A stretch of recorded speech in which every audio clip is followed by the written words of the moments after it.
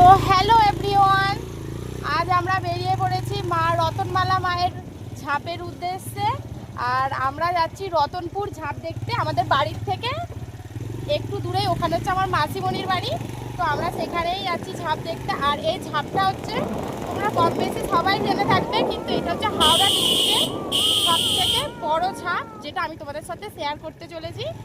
আর এখন বাজে 2টো, আমি 2টোর সময় যাচ্ছি। এখন মাসিমণির বাড়ি একটু থাকবো, তারপরে 5টা 5:30টার দিকে ঝাঁপটা হবে। আমি তোমাদের সাথে সবটা শেয়ার করবো। আর মা রতনমালা মা হচ্ছে ওই গ্রামের দেবী, রতনপুরের দেবী।